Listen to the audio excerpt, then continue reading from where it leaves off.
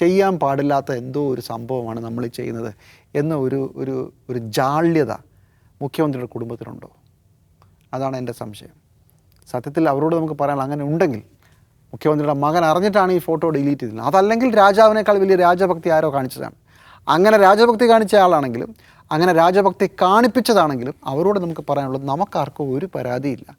നിങ്ങൾ അമ്പലത്തിൽ പോയാലും പോയില്ലെങ്കിലും ഞങ്ങൾക്ക് ഒരുപോലെയാണ്.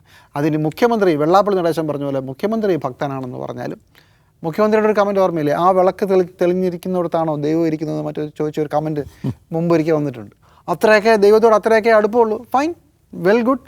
അതേസമയം കടകംപള്ളി സുരേന്ദ്രൻ ഈ തിരഞ്ഞെടുപ്പ് കാലത്ത് പറഞ്ഞെന്താ, ദേവീ കോപം ഉണ്ടാവും, ദേവിയോടാണ് കളിച്ചത്, ഓർമ്മ വേണം എന്നാണ്. കമ്മ്യൂണിസ്റ്റ് പാർട്ടി ഓഫ് ഇന്ത്യ മാർക്സിസ്റ്റിൻ്റെ ജില്ലാ സംസ്ഥാന കമ്മിറ്റിയിൽ ഇരിക്കുന്ന ഒരു നേതാവ് പറഞ്ഞത് ദേവിയോട് കളിച്ചാൽ അതിൻ്റെ ഫലം അറിയുമെന്നാണ്.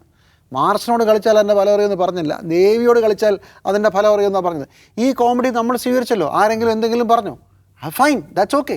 പക്ഷേ അത് ഫോട്ടോ എടുക്കുന്നത് ഡിലീറ്റ് ചെയ്യുന്നതിൻ്റെ യുക്തി എനിക്കിപ്പോഴും മനസ്സിലാകുന്നില്ല. ഞാൻ വിചാരിക്കുന്നത് നാണക്കേട് തോന്നി ആർക്കോ, മുഖ്യമന്ത്രിയുടെ മകനോ കൂടെ വന്ന പരിവാരങ്ങൾക്കോ അവരെ ആനയിച്ചു കൊണ്ടുവന്ന എന്താ പറയുക അംഗരക്ഷക വിഭാഗത്തിന് ആർക്കോ ഒരു ഇത് സംഭവം ശരിയാവില്ല, എന്തോ ഒരു നാണക്കേട് തോന്നി.